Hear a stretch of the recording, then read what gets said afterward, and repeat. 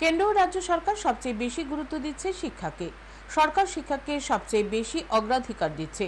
দুর্নীতি মুক্ত সমাজের জন্য গুণগত শিক্ষা প্রয়োজন। আজকের ছাত্রছাত্রীরাই আগামী দিনে দেশের নেতৃত্ব দেবে।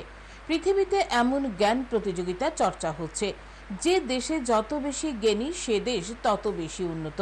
বৃহস্পতিবার নিজ বিধানসভা কেন্দ্রে একটি বিদ্যালয়ের নতুন ভবনের উদ্বোধন করে একথা বললেন কৃষি মন্ত্রী রতনলাল নাথ। এদিন মোহনপুরস্থিত মোহনপুর দ্বাদশ শ্রেণী বালিকা বিদ্যালয়ের নবনির্মিত দ্বিতল ভবনের উদ্বোধন হয়। 2,99,00,000 টাকা ব্যয়ে নির্মিত হয়েছে ভবনটি। অনুষ্ঠানে মন্ত্রী রতনলাল নাথ ছাড়াও উপস্থিত ছিলেন মোহনপুর পুর পরিষদের চেয়ারম্যান অনিতা দেবনাথ, মোহনপুর পঞ্চায়েত সমিতির চেয়ারম্যান রীনা দেববর্মা, জেলা শিক্ষা অফিসার রূপেন রায়, মোহনপুর মহকুমা শাসক সুভাষ দত্ত, মোহনপুর দ্বাদশ শ্রেণী বালিকা বিদ্যালয়ের অধ্যক্ষ স্বপন ভৌমিক সহ বিশিষ্টজনেরা। অনুষ্ঠানে ছাত্রছাত্রী সহ এলাকার লোকজন অংশ নেন।